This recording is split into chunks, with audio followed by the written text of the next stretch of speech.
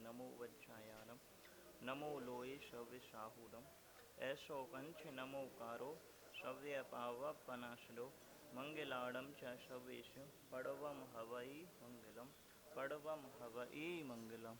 बोलिए श्री पार्श्वनाथ भगवान की जय।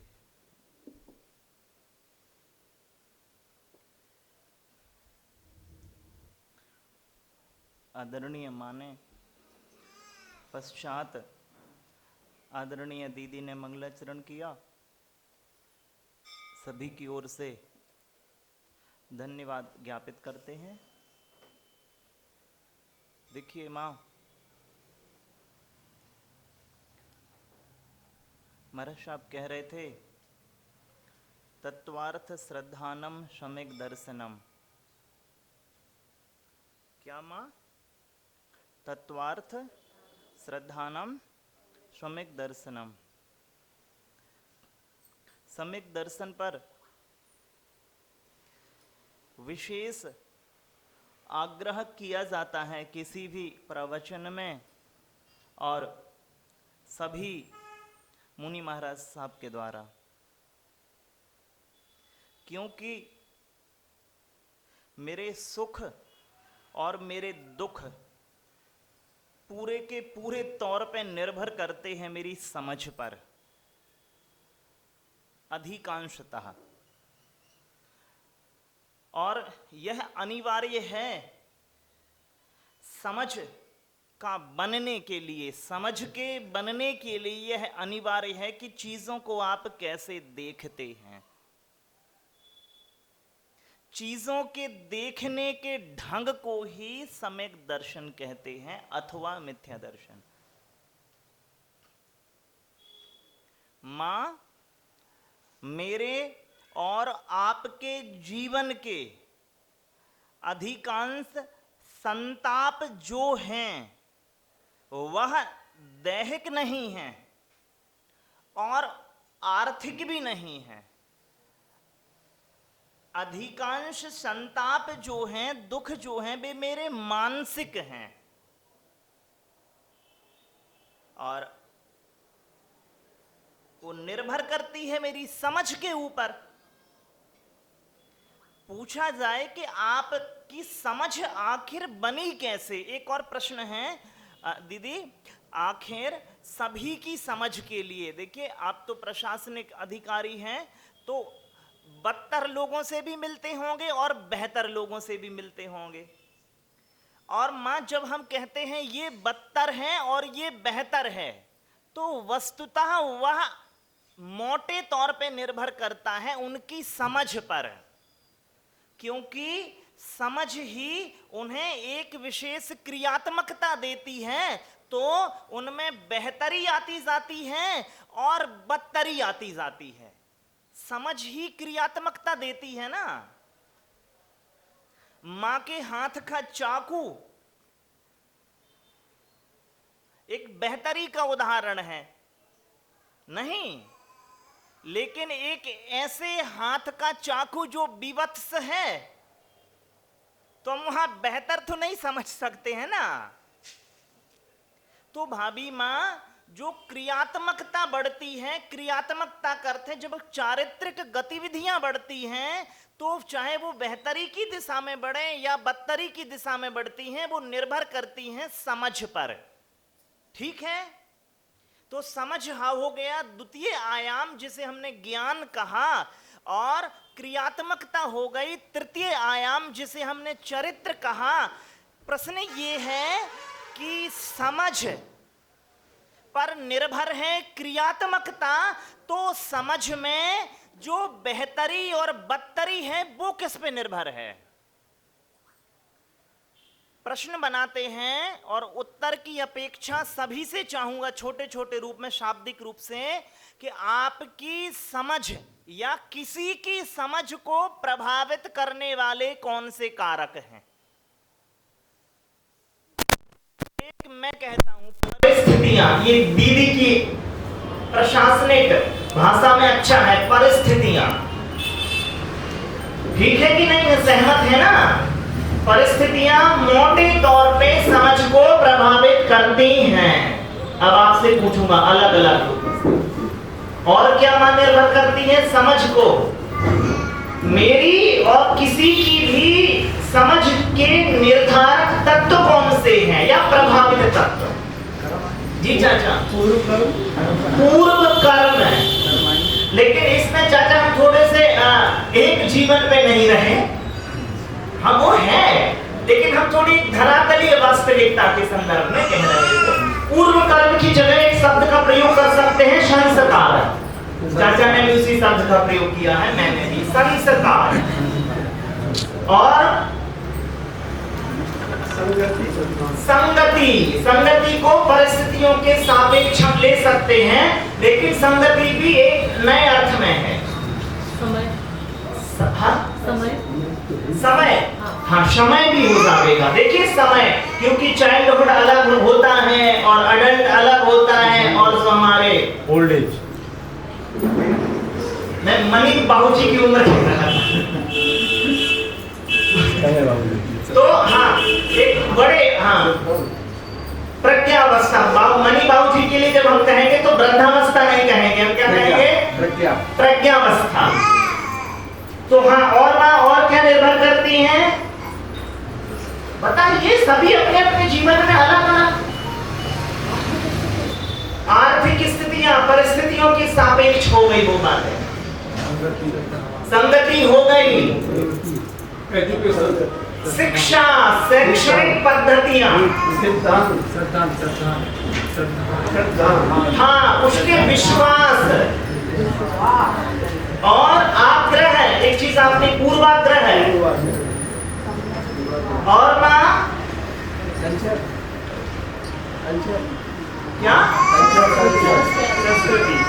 संस्कार, संस्कृति, हाँ, उस परिस्थितियों के सापेक्ष आवेगी। और पूर्वाग्रह एक नया शब्द है, पूर्वानुभव। ठीक है। और ना पुरुष भी बता सकते हैं, पिता भी बता सकते हैं।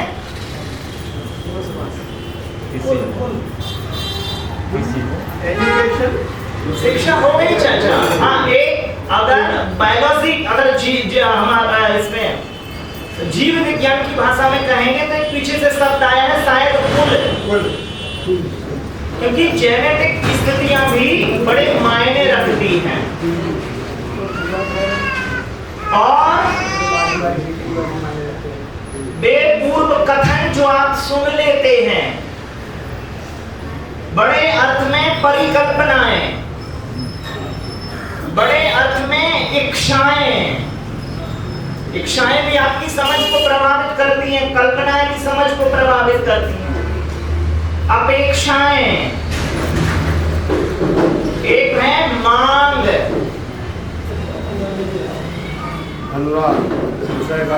हाँ, बहुत अर्थ में प्रेम भी हो जाएगा।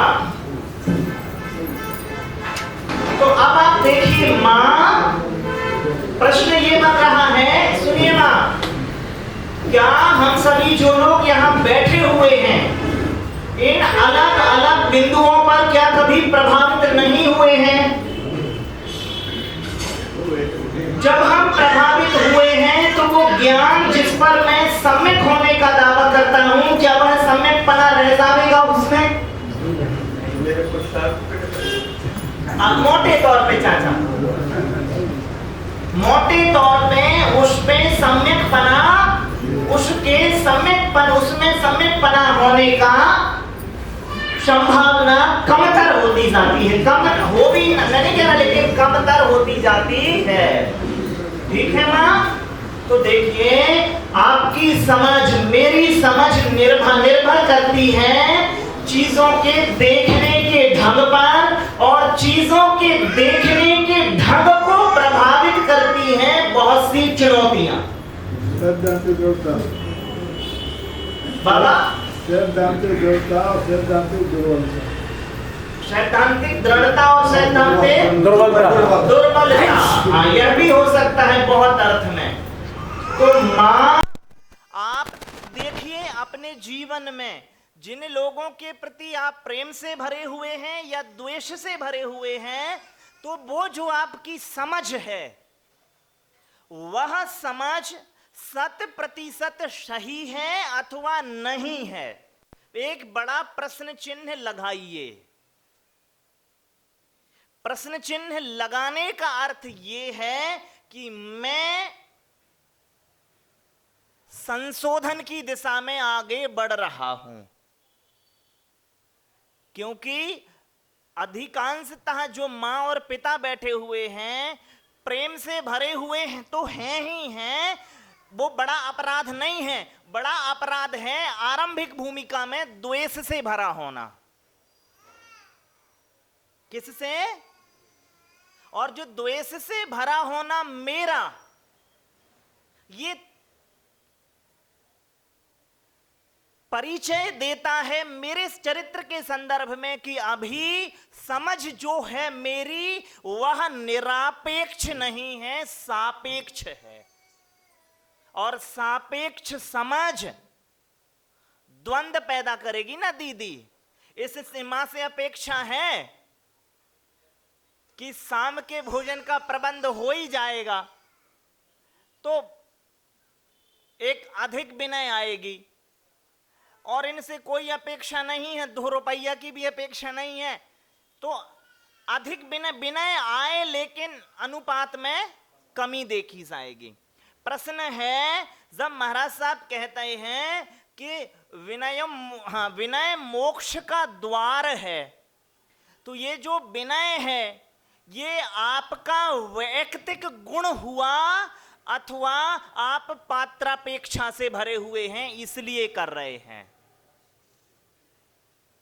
मां, यदि पात्र की अपेक्षा है, अब दीदी आई हैं तो मैं विशेष अनुराग अपनाऊं, और कोई ऐसी दीदी आई हुई हैं जो विशेष प्रशासनिक पदों पर नहीं है तो मैं विशेष अनुराग न अपनाऊं, तो ये तो मेरे जीवन का दोष हुआ ना कि मैं पर प्रभावी हूं, मैं परापेक्षा से भरा हुआ हूं।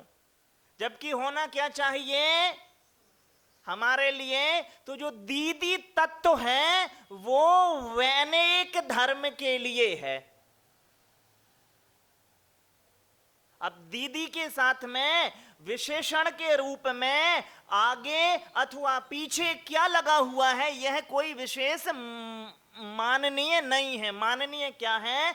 वो तत्व है। ठीक रही हो ना मां? सुन रही ना? तो यहां पर आपके लिए जो जीवन है, चाहे वो मां के रूप में हो, पिता के रूप में, पति के रूप में, बच्चों के रूप में, पड़ोसियों के रूप में, अथवा स्थावर या त्रस के रूप में है, तो आप जीवन के प्रति आदर से तब भरते हैं जब उनके आगे पीछे कुछ विशेषण लगे होते हैं। और सम्यक दर्शन का लक्षण क्या है? जीवन की श्रद्धा। कहते हैं ना तत्वार्थ श्रद्धानम सम्यक दर्शनम, तो शब्द जोड़ देंगे जीव तत्व श्रद्धानम सम्यक दर्शनम। विशेषण युक्त जीव नहीं। हम किसी के, जब लोग आपसे पूछते हैं भैया क्या करते हो, तो वो जानना चाहते हैं कि इसे कितना सम्मान देना है। ये उनका तरीका है ना। क्यों? क्योंकि आगे पीछे के विशेषण लगा देते हैं लोग। धर्मेंद्र भैया बार बार कहते रहे डॉक्टर भैया, डॉक्टर भैया। मैंने कहा भैया कोई फर्क नहीं पड़ना है, इधर मत लगाओ। लेकिन कह रहे थे तुम्हें फर्क नहीं पड़ता है, हो सकता है भागते हुए 2-4 बैठ ही जाए। कि डॉक्टर है तो निदान की संभावनाएं बढ़ जाएंगी। तो देखिए, उनके लिए जिनमें परचेतना है, परापेक्षा है, उनके लिए तो विशेषण कार्यकारी हो भी जाएंगे। लेकिन यहां पर बैठे हुए लोग, मैं मान के चलता हूं कि ये स्वप्रतिष्ठित लोग हैं, इनमें पर प्रतिष्ठा नहीं है, तो आपको बिना विशेषण के जीव राशि का, जीवन का सम्मान करें। विशेषण की अपेक्षा मत लगाएं। हमने एक जगह देखे, एक महात्मा के नाम के आगे 108 विशेषताएं लगी हुई थी। तो हमारे एक प्रोफेसर थे, तो वो कहने लगे महाराज ने ना, मतलब महात्मा ने 2 पेज खराब कर दिए, इससे अच्छा तो लिख ही देते शताधिक उपाधि संपन्न महात्मा। हैं? हाँ। शताधिक। तो मां विशेषण की अपेक्षा मत रखें, जीवन का आदर करते समय, ना पूर्व की ना पश्चात, बस जीवन का आदर करना है। और आपके जीवन का आदर ही आपको आपके दर्शन को प्रभावित करेगा, नजरिए को, और आपका नजरिया आपकी समझ को वर्धन करेगा, और आपकी समझ ही आप में बेहतर की दिशा में क्रियात्मकता लाएगी। और वही क्रियात्मकता जिसे आचार्य कुंद महाराज साहब ने अंतिम शब्दों अपने शब्दों में कहा है, चारित्रम खलु धम्मो। चारित्रम खलु धम्मो, ये आचार्य कुंद महाराज साहब के वचन हैं। तो ऐसे चरित्र की यहाँ पर प्रतिमान हमारे समक्ष विराजमान है। तो माँओं की ओर से और उपस्थित पिताओं की ओर से महाराज साहब के चरणों में निवेदन करता हूँ कि महाराज साहब अपने मुखारविंद से हमें कृतार्थ करें। बोलिए पूज्य मंगल सागर मुनि महाराज की जय।